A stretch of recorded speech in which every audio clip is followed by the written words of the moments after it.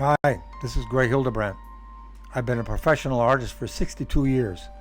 I've done a lot of artwork in that time, and I'm still just trying to get it right.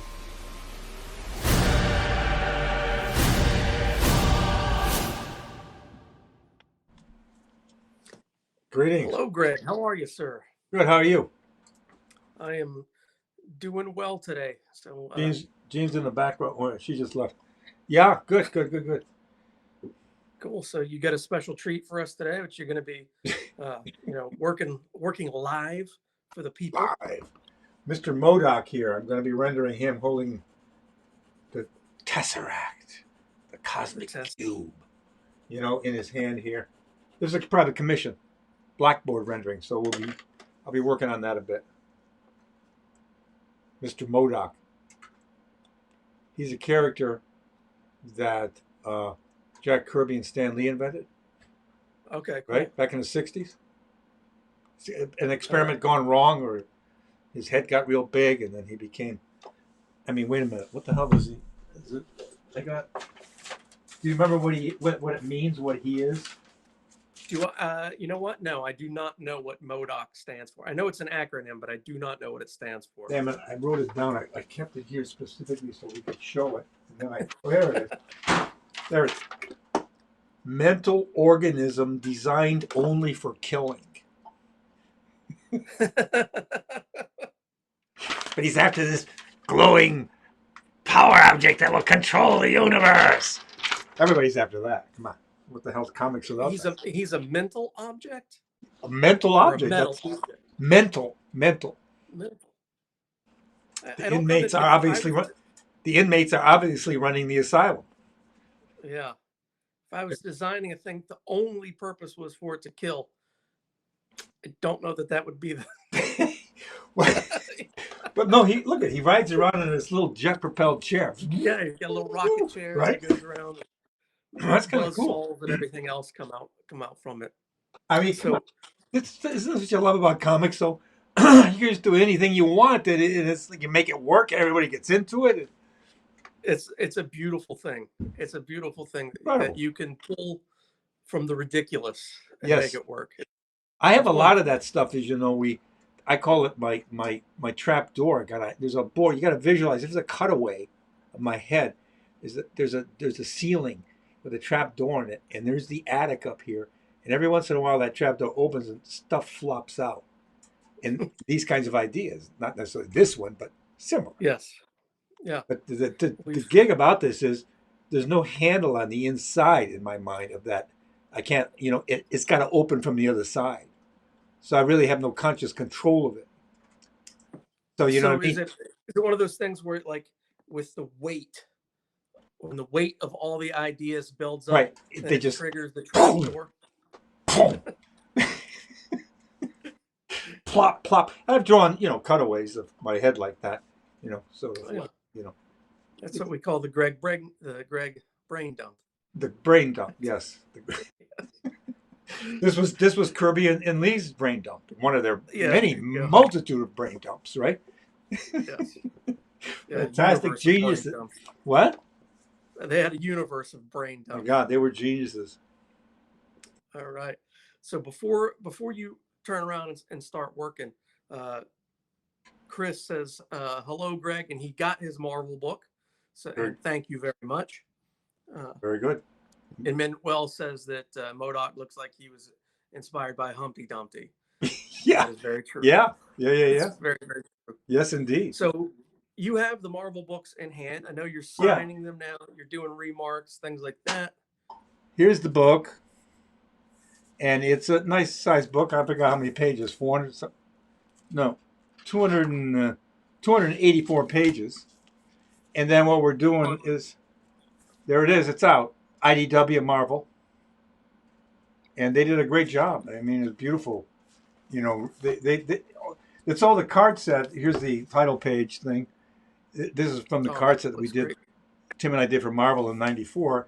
So this contains that entire Marvel Masterpieces set, plus a bunch of other cards we did, and posters, and then stuff that I've done for Marvel since Tim died.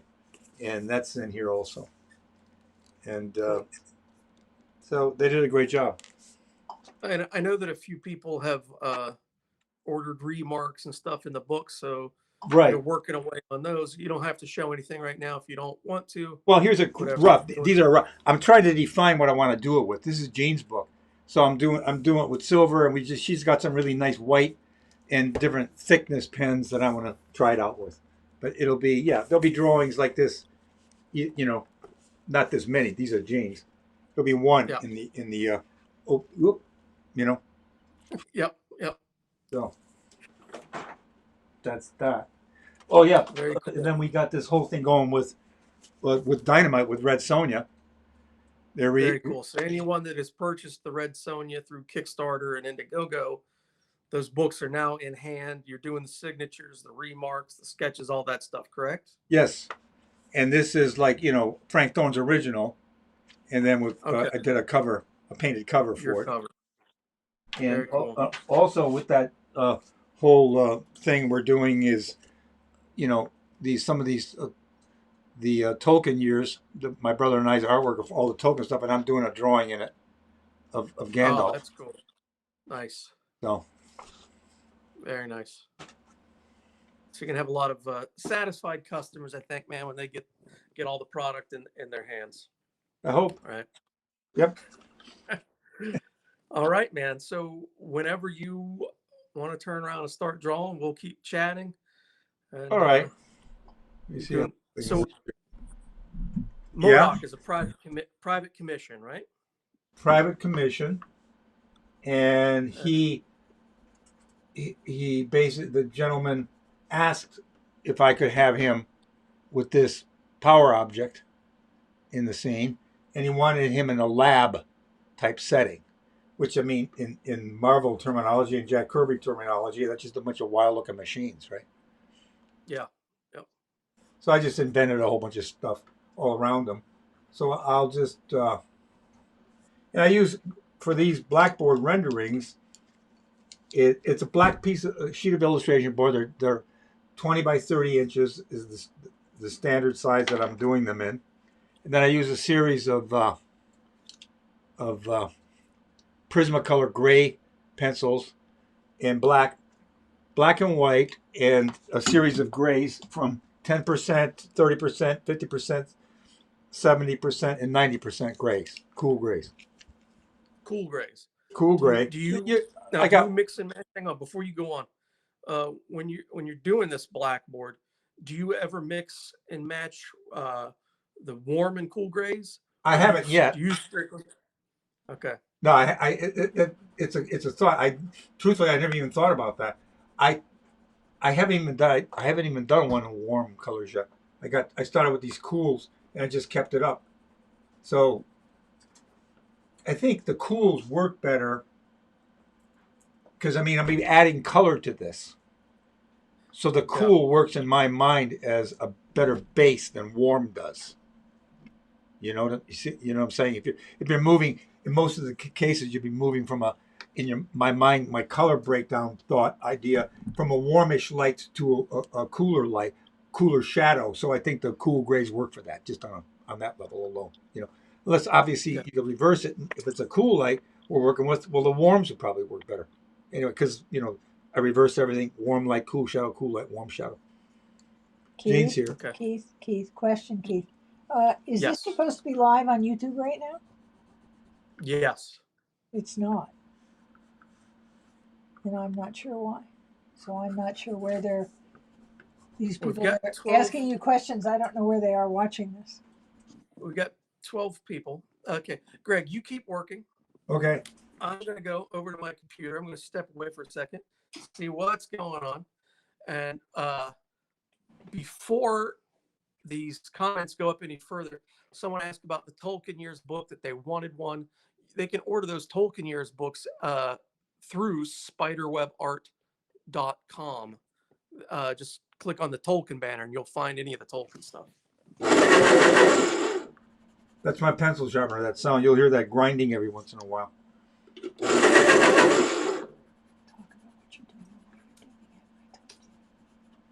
So, as I say, I'm using these cool grays. I started the drawing. Well, here's the way it works. Let me just give you the whole breakdown here. the first thing I do is do a sketch. This is my original layout. This we show to the client, the customer, to get their approval. It's approved, then I go on to start to finish. And what that means is on my copy machine, I blow the sketch up to the size that I'm going to do the actual rendering. And then I tape that piece of paper down onto this black illustration board, and then with a pen, and there's transfer paper underneath, white transfer paper, like basically white carbon paper, and I go over it with a ballpoint pen, just getting all the main lines of the outlines and everything, which you can see here still. And then, so I put the whole thing appears on the board like this, and then I start rendering. And when I'm doing a figure, when a figure is involved in the composition, the very first thing I do is do the eyes. So I got to get the eyes set first of all, so I get my perspective. Even though I know my horizon line I've established is here already, so that's where I'm looking at the scene from. I know how, in order to construct it realistically, I have to know where my horizon line is. Anybody doing a realistic rendering or drawing or painting has to know that. You have to be looking at your scene from one persistent and consistent level. Then everything is drawn to that. So I keep that in mind all the while as I start to render. And I say I'll start with the eyes, and then I start branching out and start to move out and generally start to define the face more. Then jump around, get some edge lighting in, because I'm going to have backlight all coming down from this guy. This will be lit up back here. This is the main key light source. The Tesseract, the all-powerful Tesseract, is glowing and lighting him all up here, this way. The light's emanating onto the figure this way and back out this way. And he's riding on this. You can hear that, Gene. I know. He's riding on this jet-propelled chair. So there's a blast of jet here, which will be very white, because they'll get whiter than this. Because watch, I'll show you how that works to get the sense of the fire of it. I'm turning away here to get some paint and a wee bit of paint here. If you take white acrylic and I put that here, you can see how much whiter it is. It gives you the final white highlight for these things. And I save all that stuff for mainly light sources to give the illusion that it's lit. So there, you get that extreme white like that. Because these pencils on the black board only take it up to probably about a 10% gray. And then you got to kind of then I'll hit final highlights like the eyes like that with this. And then, of course, this guy, the Tesseract's all going to get rendered up with white paint too. Just varying highlights in it, all this atomic stuff going on inside of the thing. So that'll go like that. Cover my paint up here. We are live on YouTube. They just have to click the appropriate link. I'm going to send that out on a mail again right now so that they can follow through to the correct one. But it is live. So the thing is too, as you render, as any painting or any drawing, you're keeping in mind the shape of the object. So the key light, it hits all here and then starts to go into a shadow around the side here.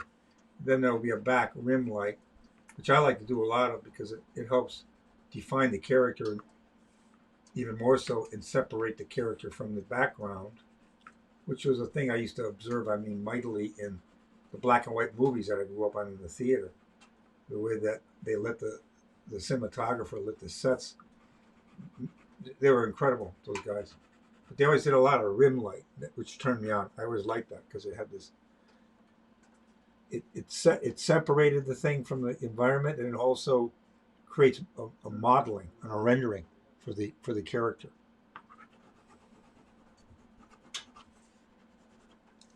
So this is like you can see it. The board is slightly textured.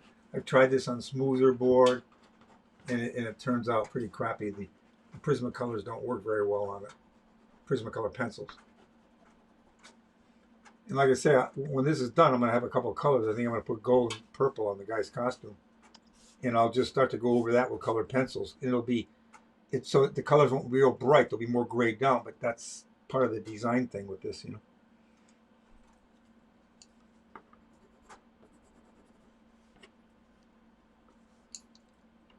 You see this? Where is that? Like, you know, and I got reference too, you know. I mean, I go to the internet and I print stuff to get the look of the character.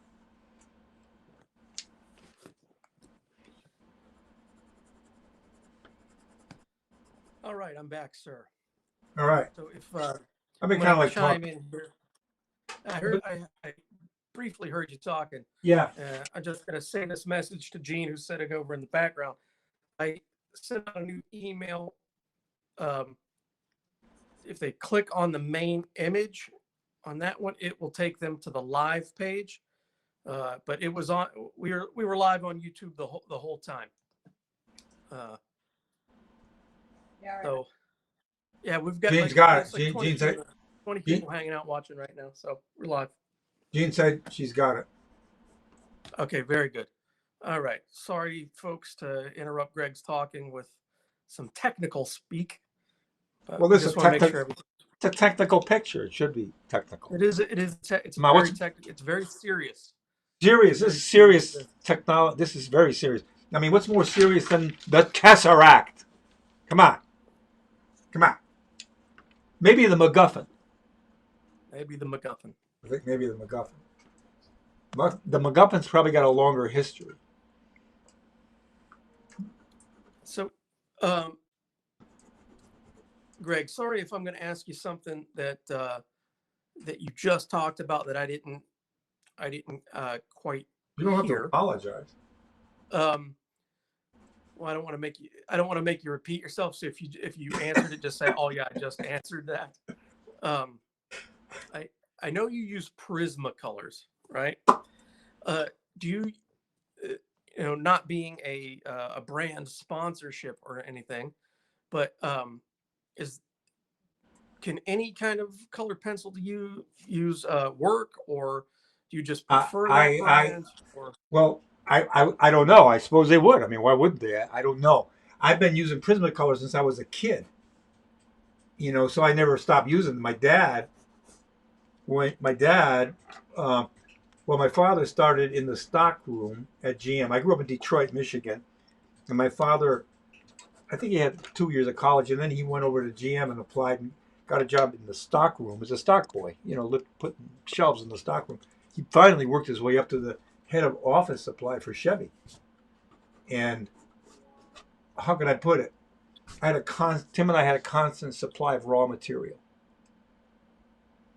Paper, masking tape, scotch tape, cloth, dust cloths that they used to use to dust everything. They were like, cotton cloths, and we made costumes out of them, or puppets, or whatever we wanted to invent or make out of the cloth.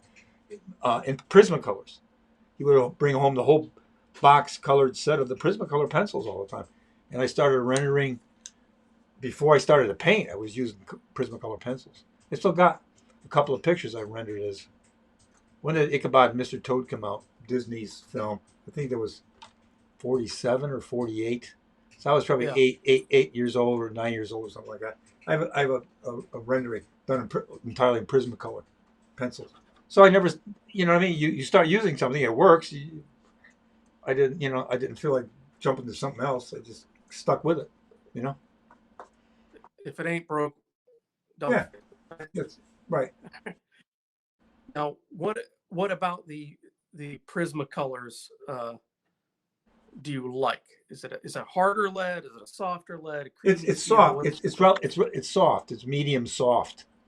It's a good feel to it as you render, and you depending on the surface, you can get really refined with it. I mean, there are people that do these magnificent finished paintings in Prismacolor pencils. They're fantastic. You can work it like anything. It's about time spent, I guess, and patience. I guess Yep. Here, there's a limit. I kind of like in my mind when I do these or a painting, I have a kind of, you know, you do too. I mean, you being an artist, we know you've got a mental thing of what you're heading towards in terms of detail. You know, Yes. I know it's not going to be what we would call photorealism. Every single hair rendered. I mean, I'm not going in that direction, and I love that. But I don't. I've done that, but I'm not. You Yeah. know, you choose in your mind how much detail and what or looseness or tightness, what to leave in, what to leave out. Mr. Seeger's song, you know, and that becomes that. That's so I have it in my mind. There's going to be so much detail on this picture, and that's not. You know. Now, now with the Blackboard surface itself, is it a slicker? Does it have a tooth? Yeah, it's got a Can you tooth. get it in your order? I It's got tried. a tooth to it. Yeah, I tried slick stuff. So it works. It doesn't work at all. This, like I say, this white pencil on the board here is probably about a 10%, 15% gray. So you need to go to white paint. You can see these highlights that I put in here already Okay. to get the final whiteness. But and this is a textured board on these more slick boards. You probably get like a 20% gray or even white. It doesn't. It's too weak. It doesn't. You can't get enough oomph out of it. And I like to keep texture too in certain areas with the board. You get that. I think I've done one time. I did a stone lithograph. It didn't end up well, but I started it, and I remember the process. In the old stone lithography that they used to do movie posters with, and magic posters, and circus posters, and product renderings of all kinds, and advertising on orange crepe boxes, and you name it, has that look because it's grease pencil rendered on a stone, which has probably got about this quality to it in terms of the surface. So this kind of has Yep. that look of stone lithography, which I like. Yeah. I mean, But I without was running it through the press, right? what? No acid etch it. No, you don't have to acid etch No, it no, no. You don't. and all No, that my stuff God, to run what a it through the press. process! I'm telling you, it's insane. I mean, It is. but I took a class in it. It's very it fun, but if you oh don't my God, it was the if you don't common nail means the of process, your drawings ruined. it was the common means of reproduction. All newspapers had these stone lithographers, and they would bang out a rendering to get into the paper the next day, you know. And it was like just the way that everything was done up until the Second World War. And then it all starts to shift. I think a lot of the stone, from what I understand, came from Germany. Certain quality, I forgot the name of it. Somebody I'm sure listener might know. There was a certain kind of stone that was preferable, and they'd come in big slabs and they'd sand them all down, and you'd work on these big Yeah. squares and render very carefully with a grease pencil. And then the grease pencils had everything from what you asked before, from a very hard pencil to a very soft pencil. And you get really fine rendering or big whooshy kind of like swoops, but you could not make a mistake. This surface you can erase to a degree.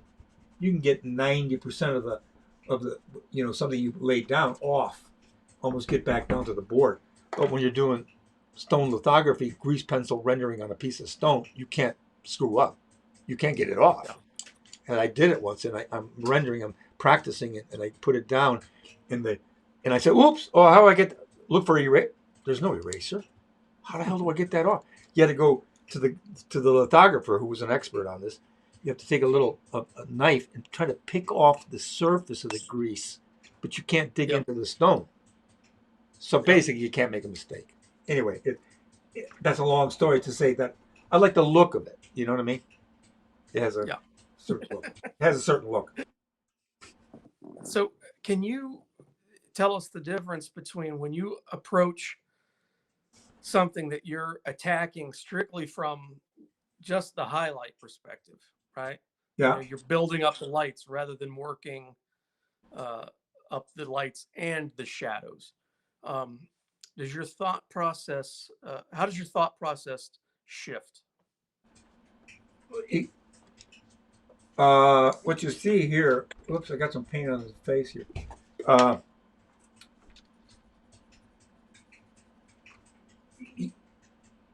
in a sense, I don't know. You remember that whole thing with Michelangelo? He said he's the image is already in the marble.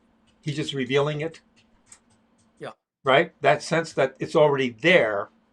You just got to hack all these hunks off of it to get to reveal the image. That's the feeling that I have working on this stuff. That it's all there already, and now I've got to just discover it. Because if you're doing this thing on white, you don't have any sense of lighting. To me, a sense of lighting is critical. You know, when I'm drawing anything. Here, just imagine if this character is in here, just except a thin line outline. As soon as I put some rendering and eyes on this black board, like this light, this is going to be lit up here. You instantly have a light source on the black. Do you see what I mean? It's like you put a light on, and especially this thing. I've rendered that first before anything, in a sense, to start to establish it as the light source, and it looks like it's lit on that black surface. You don't get that with a black line drawing on white paper. You don't have that impact. So I get the feeling that that's already telling me that the object's already there. I can start to see it. Do you know what I'm saying? Yeah. I think, does that make any sense? Yes. Yeah, it does.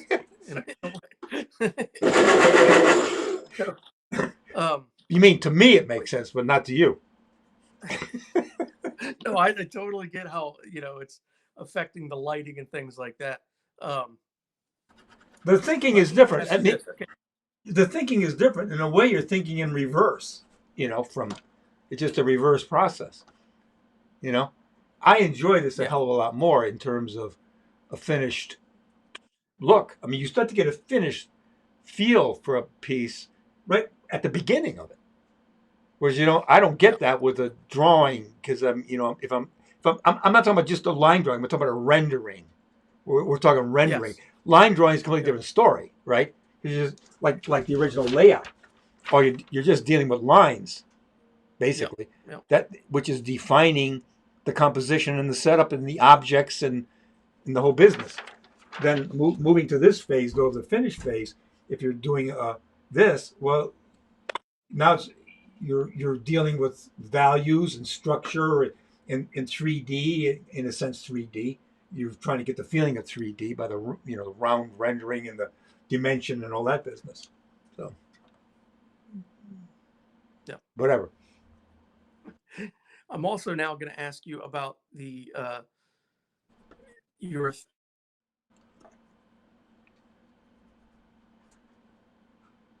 froze. Thought process to it. Oh, what? Okay. Can you hear me now? Yeah, I can hear you now. Yeah, your thought process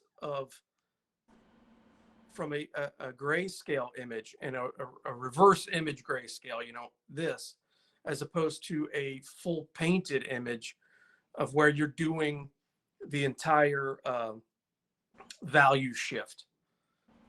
I don't know if I quite understand what you're asking me. Okay, so you compared it and contrasted it to working with a graphite drawing, right? And a graphite rendering of doing a pencil drawing on white paper as opposed to colored pencil on a black surface. Yep. But do you apply some of the same logic or different logic to that as you would a full rendered painting?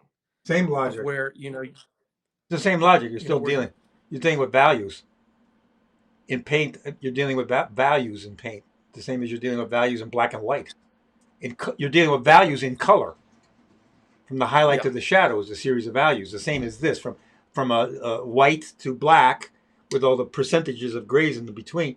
You're dealing with a series of colors from the highlight to the shadow. The highlight being the brightest and the shadow being the darkest. Your true color of your object generally is in the middle. And then you move towards a highlight color, which is the color of the light, and the shadow color, which is the color of the dark. So you're dealing with values. It's the same thinking process. Now only you're adding color, which obviously complexicates it a little more. That's a Popeye word. That's Popeye word. Sounds like Popeye, you know what I mean? I like the complexicate. So now, with all of that in mind, what is your approach to, separating the distance between the foreground or the main element that you're working on, as opposed to your background? With in full color, you can make some of that distinction in the color itself, neutralizing Mhm. some of the color, desaturating the color. But with this limited palette that you have, what are how do you approach that to make sure that your foreground is separating from your background? It's mainly in the composition. First of all, it's got nothing to do necessarily. First of all, right off the bat, the first thing is just where are you positioning it in the picture plane? That so that the primary center of interest to me is right where he is. That's the primary center of interest. So it's about not only at this point values or color, it's just positioning of objects. Positioning of objects in the foreground, in the background, in the principal object, this guy in the tesseract. Now, how do you compose all these elements all around him to make sure that he's always clear and outstanding, and that applies to painting also, that he reads right off the bat, doesn't get lost in the composition. So it's positioning of the elements, and how do you put, in so they don't, positioning of elements is number one. Then, I'm trying to think it through here. In paint, you'd keep all your darkest values all in the foreground and diminish them a bit into the distance, especially if you're outside. We're doing an atmospheric perspective. It's really clear, mountains in the distance, and something in the foreground. That's really clear. Interiorly, you can do anything you want, and especially in a lighting setup like this, it can be as black in the background as it is in the foreground, because it's an interior scene, and there's no atmospheric perspective that I'm after with this particular picture.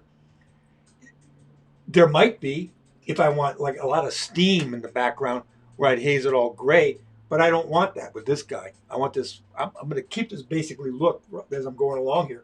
I'm not going to get too many grays behind this guy.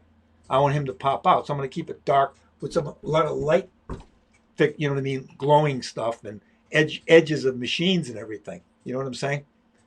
But mainly the thing about defining and making sure that your essential idea or principal character or event or whatever you're illustrating reads is how it's positioned within the picture plane. That's number one and key to everything. For those background elements, do you ever limit? Because you're using a very limited palette to begin with, right?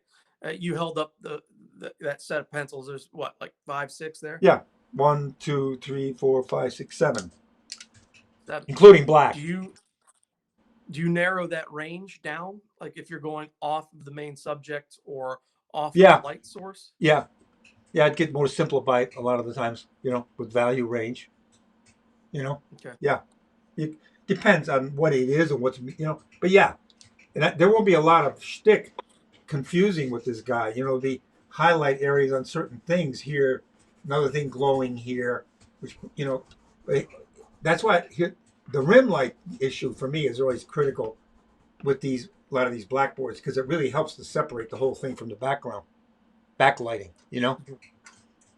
which, like I say, goes back to my hang up on, I think, initially on black and white films. And, as a kid, seeing, black and white films in the theater, that always knocked me out, because they always rim light it. Principally, is a device to separate the actor from the background.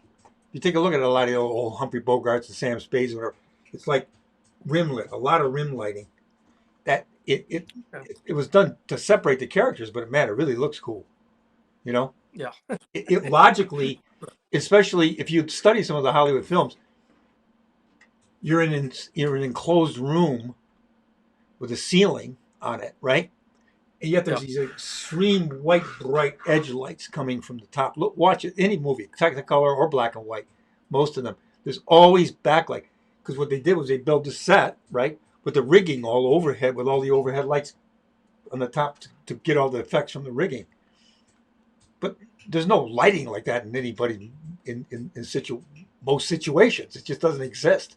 So that has this separate Hollywood, cinematographic look about it. Until Kane and Orson Welles starts to build ceilings in Citizen Kane. Well, he doesn't, but the crew does. They contain it so that now Greg Tolan, the cinematographer, has to light it naturalistically from below. Now he can't have a whole bunch of rigging all in the chandeliers. You know what I'm saying? So that's why that film looks like that.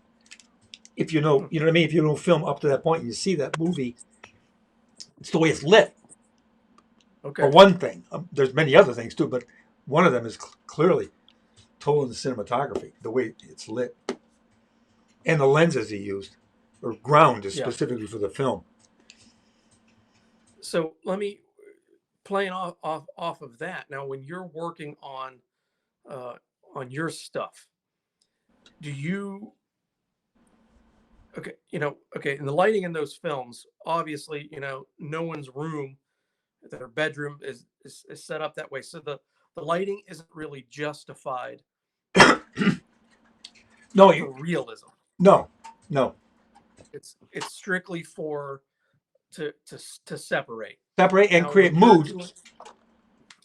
Now, when you're doing your art, do you always try to justify those light sources that you put in? Oh, absolutely. Like, okay.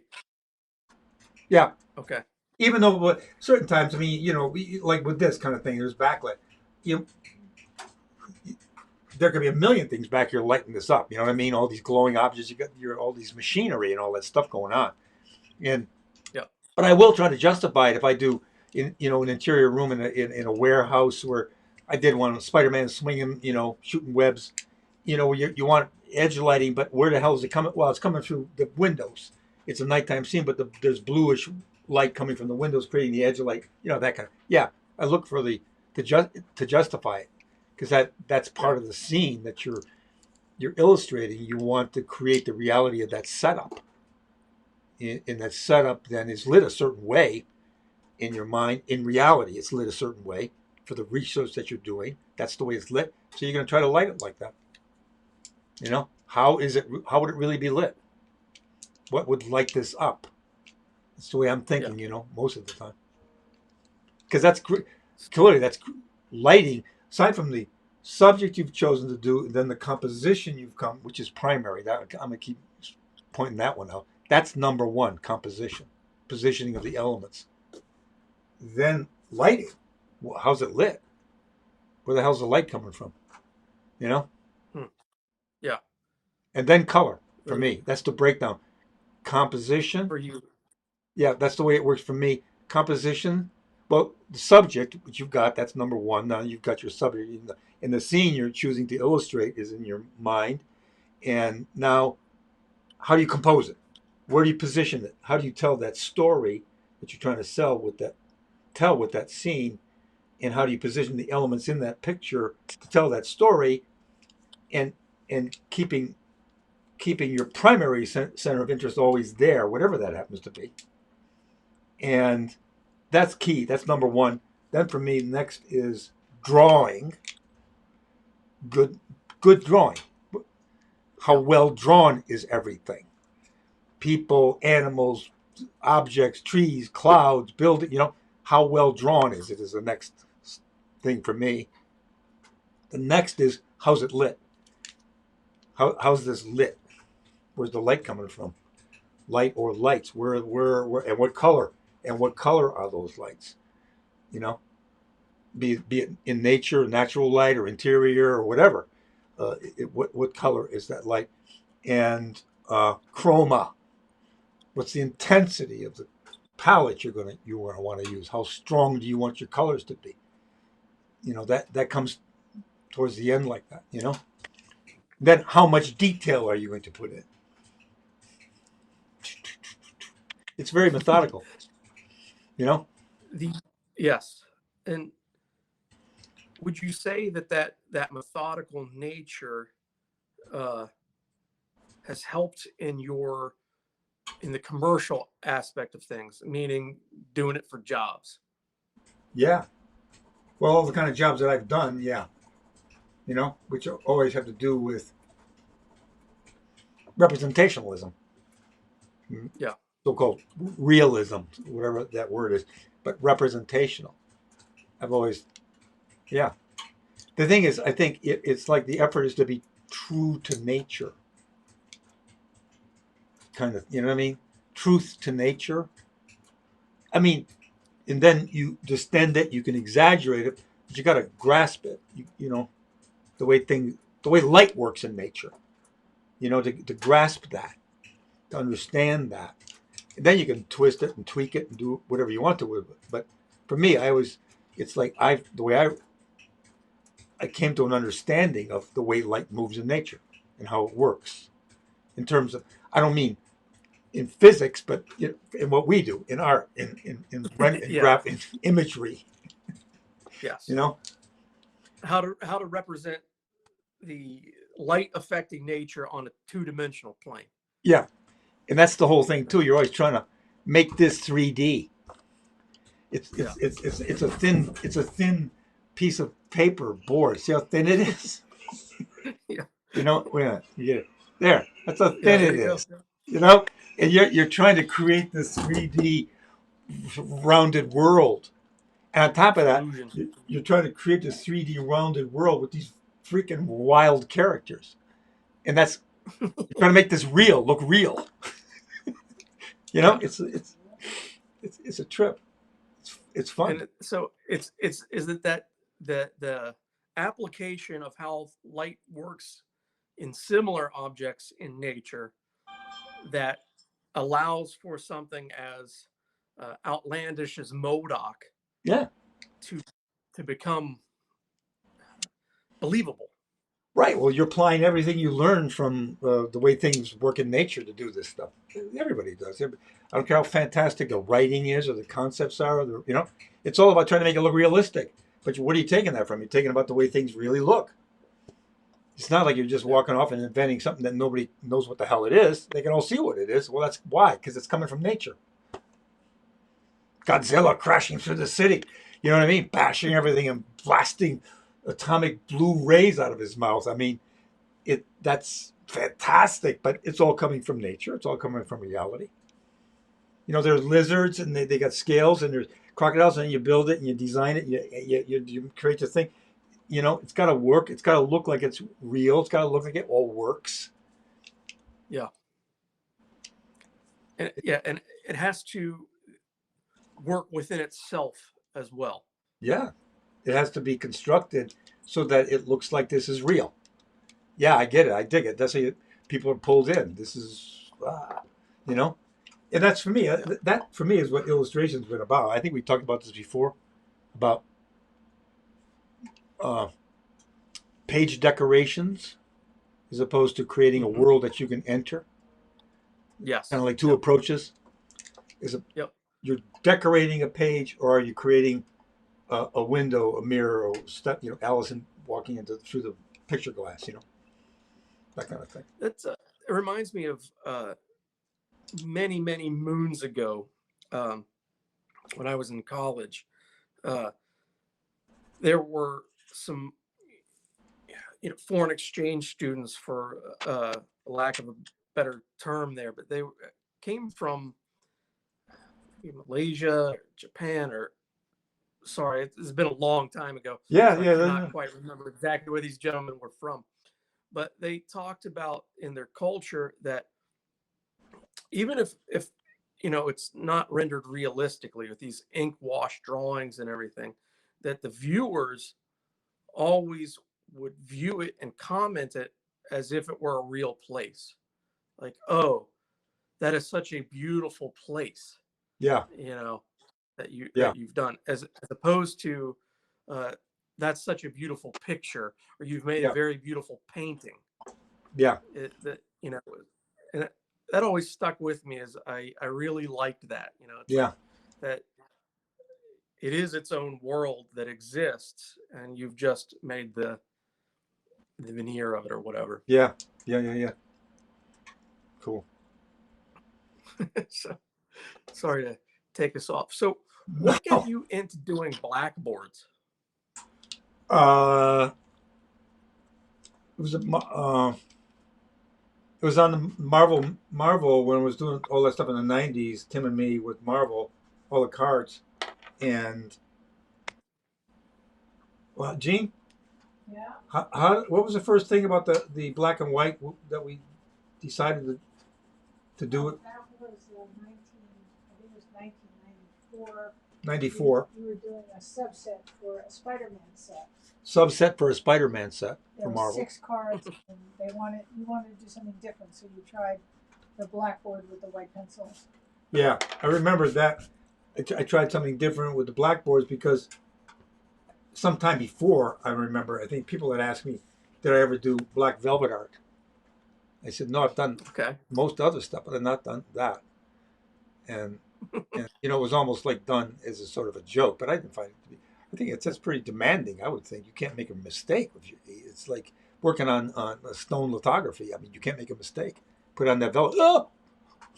It's over with. So I said, nah, I don't do that. I won't. So I'll do some Marvel cards, but I won't do them on black velvet. Maybe Gene would say, well, do them on black paper. Black, It started out with paper, black paper. Then I moved to these blackboards. And I did it kind of like, let's see what the hell will happen. Let's see what they look like. Yeah. And I found, it's in a way, if you had to render this thing on a white piece of paper, just imagine what you'd have to do. Look at how much you'd be working day and night for trying to get the blacks down, just to get the blacks. Yeah. You're right. It's all there already.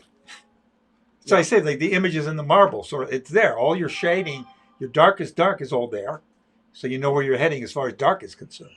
Yeah. And then once I did that, I took to soon after that, not immediately, but a while, painting on black. I said, I'm gonna try that paint because I don't have much of an art education, and I remember reading a little bit about the Impressionists, who I loved, so-called Impressionists. That's not what they called themselves. Painted was direct painting on a white surface. Yeah, well, that sounds good. Direct painting on a white. You just put the canvas up. You look at reality. Scribble it all in there as fast as you can to get the realistic light that they use, Monet and everything. So Tim and I both stuck to that. It's direct painting on a white surface. That's strictly what it is. And then finally I said, paint it. After I did the blackboards, I said, so like I say again, I'm really stupid in a lot of ways. You figure these things out as you go after long periods of time, And yeah. And it works great. I love it, especially the subjects. You know what I mean, like this, or I'm going to be doing one of Godzilla fighting Tiamat, the 5-headed dragon. And that's going to be on black. That's going to be fantastic. I've got that all laid out and okayed already, and it's a commission. But it works so much better. Like I say, for the same reasons, you transfer your Xerox copy with a ballpoint pen, so you got the thin line. As soon as the first thing I'll paint in the Godzilla picture will be the blue-white hot ray shooting out of his mouth. So that'll be the main color.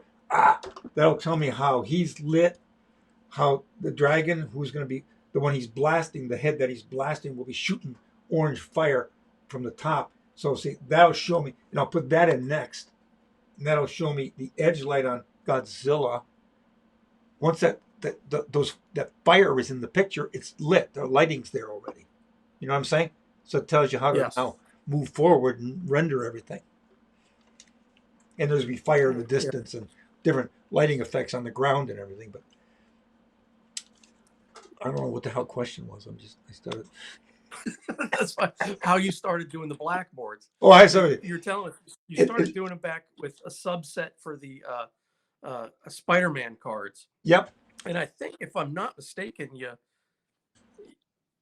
didn't, maybe you either put it down for a while or didn't do any for a while. Yeah.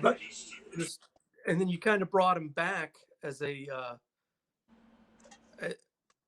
just talking business here. I was discussing this aspect with Gene of really trying to find an affordable way, something for collectors to buy of yours that is a little bit more affordable than a full painting. Yeah, that started. Wait a minute here. Just to go back for a minute. These are a couple of the black. Geez, Cool. Okay. Yeah, those are done on paper before I started to work on actual illustration board. Same difference. I mean, work the same way. Yeah, but now with Gene and we're thinking, both of us, Gene primarily, starts with the idea that we've got to do stuff doable, for a wide range of people's ability to pay. How much can they afford for a piece of artwork? And that came out of that. Yeah. Wait a minute, I got to get some water here. Too much talking. Yeah. So she was saying that that really, because I mean, you can see with the M.O.D.O.K how far you are so far is that you're getting this thing that looks great, and it's a little bit faster for you, so you could really make it an economical thing for a collector, for someone that really wants to own a piece of your work, but that can't necessarily drop the full amount for one of your large scale paintings, right? Yeah, because I mean, we're firm believers that art should be for everybody, not just for the super rich or the very rich who can afford it. I mean, it's for everybody. Yep. What I liked about Diego Rivera, I know I come up with him because he's from my hometown, Detroit, where he painted the mural, and I grew up on that mural as a kid. But that's what his belief was: art should be for the people. Period. That's it. That's why he painted out in public, because it was for people. Very cool. We got a few other people chiming in. Sorry, Greg. Sorry to jump on you. Just a few more people chiming in, saying they got their books and they love them. And Fantastic. So they're all saying, thanks. Glad. Cool. And have you ever heard of the illustrator Teresa Nielsen? Probably no. Younger. I guess contemporary. She's done magic illustrations. No. Someone was asking. Was commenting on your. No, I'll look her up. I'll check her out. Yep. Yeah, this whole thing. We haven't done magic. I haven't done magic for a long time. A long time, right? Yeah. 20 years, maybe more than 20 years. I can't remember. Yeah, probably about 15. About 15 years. But I'm doing a box cover now for them. It's for a game, the box painting, and that'll be a wraparound thing, which is pretty wild. And then I'll be painting cars again, which is fun. Awesome. It's cool. Very, very cool. So, is there anything else you want to tell us about M.O.D.O.K, or not necessarily about M.O.D.O.K, but about about Blackboard illustration and doing that? Like, what size do you do your Blackboards in? This is how they come. We order them 20 by 30, and then I'll cut them in half sometimes and do a half board. But I haven't done anything smaller than that. But mainly they're 20 by 30. 20, yeah. So 15 by 20 and 20 by 30? Yeah, right. Awesome. Primarily 20 by 30. I like to work in that size. And it's a nice board. It's a high quality crescent, and it's durable, and it's sturdy, and it's nice. But yeah, no, I mean, M.O.D.O.K, I mean, like you I don't know who the hell he was when the guy asked for it. I had to look him up. Yeah. Because I mean, I'm not that. I know a lot about Marvel now since I've been working there, but I mean, I'm not your era, your generation. Because I grew up on the stuff of the 40s and 50s. Yeah. And so then I checked him out, and it's really cool. But the power object is always the. What is this supposed to do? Do you know? That rocket thing at the bottom? The Tesseract. What is? Oh, the Tesseract, the Cosmic Cube. Inside the Cosmic Cube, the Tesseract is one of the Infinity Stones. Okay, yeah, okay. Yeah. Which then led to the Infinity Gauntlet. Right. Which, I mean, that's like the Cosmic Cube, all that was from, and I think M.O.D.O.K might have been a Captain America villain. Yeah, but I think that yeah. Very early on, when he first, in the 60s, yeah. Yeah, when he first came out. Right. And so that's where all that came from. I don't know. I know it was the Cosmic Cube with the Red Skull and all that. I don't know if all along they intended to have the Infinity Stone in there, or if they retconned that for the movies. I don't know that. I don't know. But the power of the universe Of course. is in that thing. Or I thought Captain Nemo in Disney's 20,000 Leagues Under the Sea had that. Captain Nemo said, "The veritable dynamic power of the universe." That's what propelled the Nautilus in his version, not electricity. The veritable dynamic, huh? What's Nuclear that? power from the sun drives the submarine. Yeah. So I like it because it's nice and simple. It's just a freaking box. It's square. It's a square. That's basic shape, and you're right. It's not a circles are a number, but yeah, it's cool. And it's so. Oh man, I had another question for you, and then sorry, my mind just went to a blank on it. My apologies, sir. That happens thing quite about a bit. The Blackboard. Have you ever considered, or would you do more of a full color rendering with the Prismacolors on Blackboard, or is that something like, you know what? If I'm going to do that, I'm just going to do it in paint. Yeah, that's it. Yeah, I mean, because you can't get really strong color. You have to use paint on here, and it becomes then it's a painting. I have used paint. I have used paint on these too. Like I say, the white key, but I've used color. Like I say, he wants this. He wants certain color on this. We're talking about the purple, the purple costume and the purple and the gold, and I'll probably throw the red in there. But I'm going to leave everything else in black and white, But this will get painted. This thing. I'll go over this with color pencil, see what it looks like. I'll probably have to put some wash color on it, and it'll look. It'll be muted. It'll be grayed down coloring. You know what I'm saying? Which fits the picture, and that's the design thing about it. But if somebody wants the whole thing painted, might as well paint it on a canvas. So I know you showed the those cool grays earlier when you started, but someone's asking specifically which grays are you using? So Prismacolor. You mean the numbers? I'm using white and black, and then 90% gray, 70%, 50%, 30%, 10%, and white. That's all you need. Jumping down the scale, and you're using all cools. All cools. All cools on this, and most of them. If I choose to do it in grays, I'll do the whole thing in gray too. And you asked a question earlier whether I'd mix them. I never thought about that.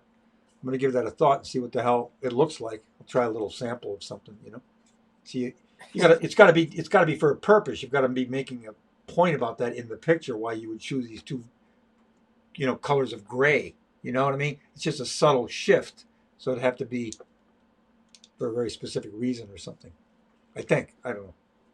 Well, it might be the very specific reason. Could be that it looks cool. Could be. Yeah. That's it. Why overthink it, right? Yeah. I'm going to answer a question here for Caesar Castillo Jr. He's asking about acrylic or oils, and you use strictly acrylics, correct? Strictly. I tried oil once many years ago, and it couldn't deal with the drying time because I got used to acrylic. Well, I used to paint casein, opaque watercolor, Yep. And that's how I started painting. When I started painting more seriously, I started painting with casein. Then a friend, an artist, suggested this other color, acrylic. And I went and bought a couple of tubes, and it worked.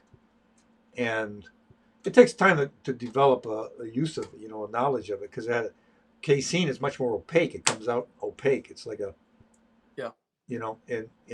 this was more transparent for the most part. A lot of the colors, and you got to get used to that and work with it. And so, and I use all kinds of techniques with acrylic. wet brush, dry brush, smooth, whatever. It's a long. Now, the simple answer to the question is I use acrylic. Acrylic. That's the answer. Yeah. All right, man. So we are coming up on 5 o'clock here. That hour blew by for me. Geez, it's crazy. And I got a little bit done, didn't I? I think I did. Maybe. So this is the part where we do the, hey, if you guys like watching Greg work, you like what we're doing, please, like the video, subscribe to the channel, share it around to your friends. We really, truly appreciate it. With the virus going on, Greg and Spiderweb Art have not been able to get out to the comic book shows. And this has been a great way for you. So I'm sorry, I'm speaking for you now, but you can contradict me. This is a great way that, for you to interact with your fans and people that enjoy what you do. Yeah. I know that you like that part of the comic book conventions, seeing the people, talking to the people. I do. So, yeah. So everybody who's watching now, we got 30 people that are watching us or close to it. If you guys want more of this, please let us know. Leave comments, like it, share it around. People were asking about where they could buy the book or where they could buy the Tolkien Years book. All that stuff is available at Spiderweb Art, all one word, .com. You can see all of Greg's art there. You can check it all out, and you can get your fix of that Marvel art book or the Tolkien book. Or if you're actually interested in commissioning one of those blackboards there, email Jean, Jean, at spiderwebart.com with a commission request. All right. And she'll hook you up with all the prices and all of that. So that's all of I think we got all of the business stuff out of the way. Very good. Appreciate that very much. Yeah. And I look at as far I approach these things with as much concern, care, and enthusiasm as if it was for the individual person as I do for Marvel or it's all the same to me. I enjoy the hell out of it. I really do. And I mean, it shows through. It shows in the work that you actually care and that you give a crap about it, man. So. Good night, Gracie. What's that? Jean's coaching me from the side to say, "Good night, Gracie." What? Good night, Gracie. Good night, Gracie. Good night, Mrs. Calabash, wherever you are. For all of those older people like me who might know and remember what the hell that was. No one has a clue what he's talking about now. Just look up Jimmy Durante. Say good night. Anyway, great. Right, Greg. Nice talking with you, Keith. Look forward to this next week again. We got to figure out what we're going to do. We'll figure it out. Yep. All right. See you then. Bye. Bye.